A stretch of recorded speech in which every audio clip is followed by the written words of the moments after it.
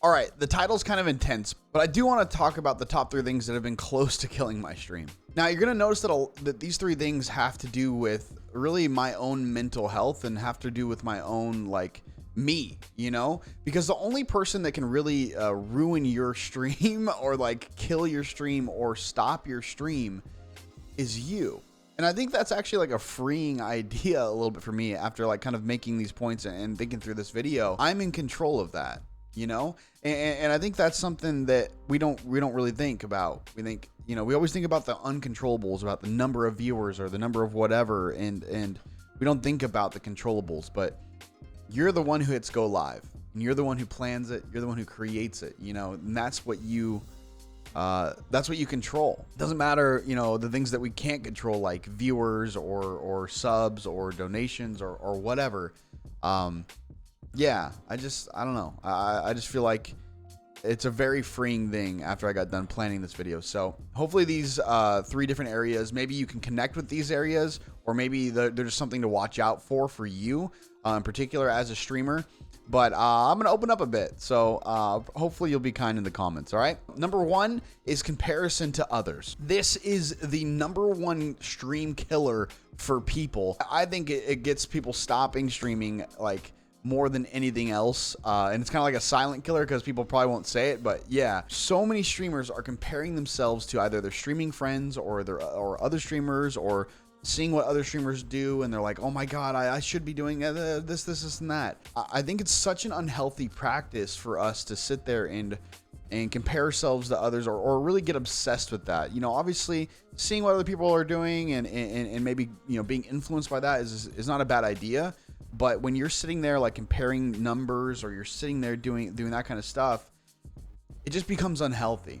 And the only thing that it's going to do is it's going to cause disappointment for you. For me personally, like when I've gone in and tried and seen like other friends, and I pop into their stream for a moment and they're at like way higher viewership than I'm at, you know what I mean? And even that can sometimes just hit you kind of hard. It's not like not ever going in your friend's streams and stuff like that, but it's getting out of the mindset of being like, what are they doing versus what am I doing? This is my 3rd year of streaming. So really what I'm trying to focus on is paving my own path. I still have friends like that I'm talking to, engaging with, and that kind of stuff on this journey, but I'm really trying to pave my own path. And if people don't understand what I'm doing, or if they have questions for that, or if they're doing something different, it doesn't matter, because I've got my vision set. I think that's a healthier place to be at than I was 3 to 4 months ago, where I'm comparing what they're doing versus what I'm doing, and I'm seeing them as, so, you know, as other streamers or other people as so much more entertaining, so much more funny.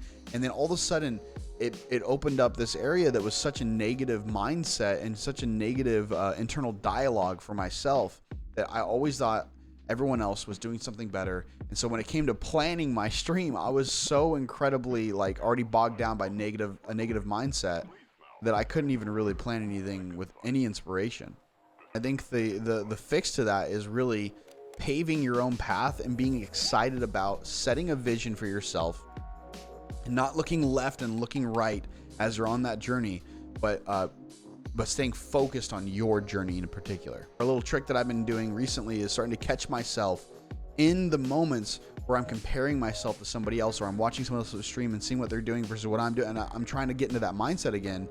I will I try to celebrate other people in that moment, and that has really like changed that mindset. And so if I see somebody doing well or something like that, I don't have to like type in chat or anything like that, but even I just in my mind I go, wow, that's really, really good.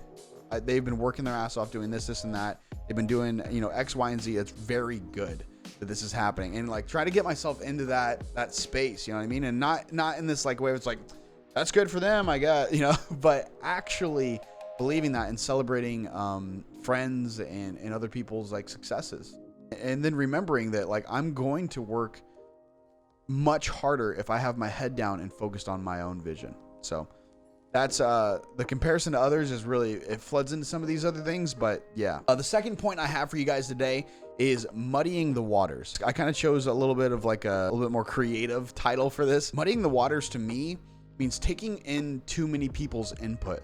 And this happens a lot in small streams because you have a live reaction to the things that you plan or the things that you're creating. And what I started to do was I started to take this input And not only would the input feel like, would I take the input and try to change things that I would normally do and I would normally create, but like I would take core viewers input and all these different inputs, and it would start to muddy the waters for me creatively. I wasn't creating something for them to believe in anymore. It was starting to become, I was creating things that I thought they might like. And as I watched back some of my old streams, I'm like, dude, I took all this input in from people, and I'm trying to create what they want me to be, not who I am.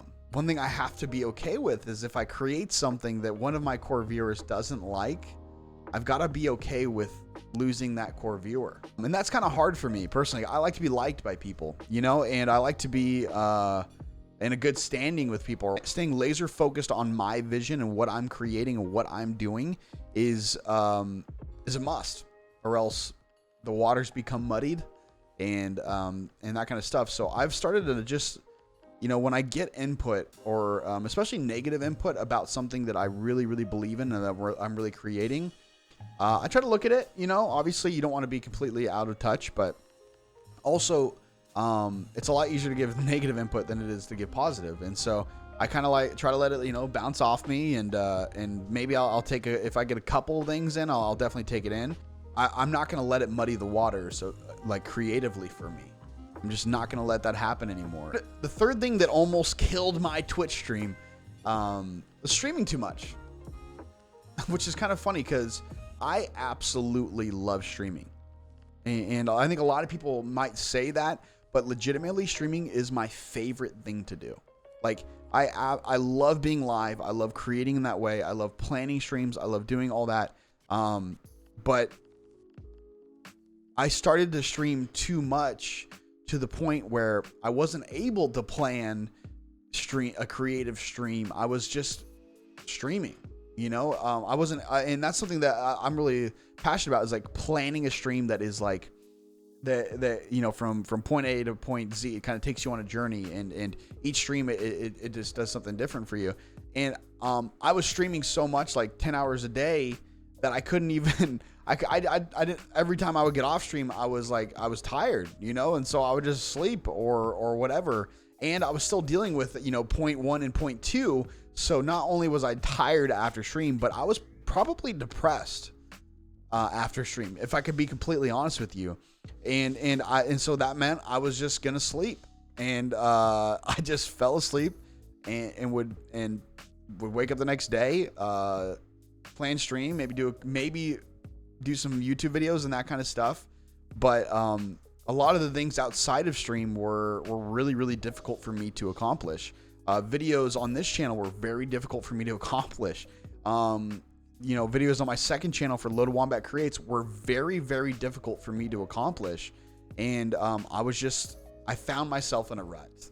And I think a lot of that had to do with, you know, point 1, point 2, but also streaming so much that I wasn't able to do anything outside of being live creatively, and I wasn't even able to plan the stream effectively.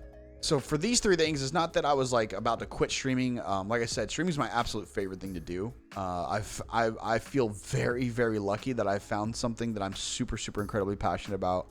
And not that I'm like rich or really make that much money from it or anything like that, but I think I'm just very lucky to have found something I'm passionate about. And my family, like my wife and I, have figured out a way to make that work and start to grow that, you know, year over year. But these three things resulted in about 5 to 6 months of uninspired streams, and that's reflected in my viewership and the trust of some of my viewers and that kind of stuff, in terms of like that I'm going to bring content that's good. But also, more importantly, it was 5 to 6 months of my life that I was in I felt like I was in a hole, you know, like I don't know.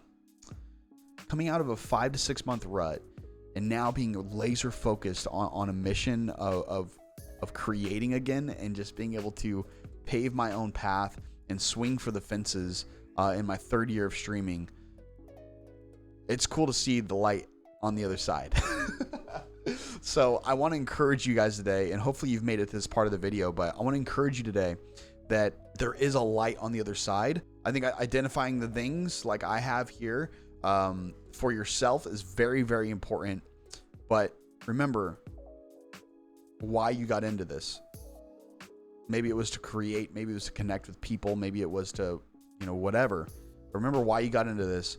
And again, get laser focused on your vision for your stream and for what you're creating, and hit that out of the ballpark as much as you possibly can. Thank you so much for watching. My name has been Nick, aka Loadedwombat, and you guys can find me on all socials and all that kind of stuff. But more importantly, I hope you get the message of this video. So appreciate you. We'll see ya in the next video.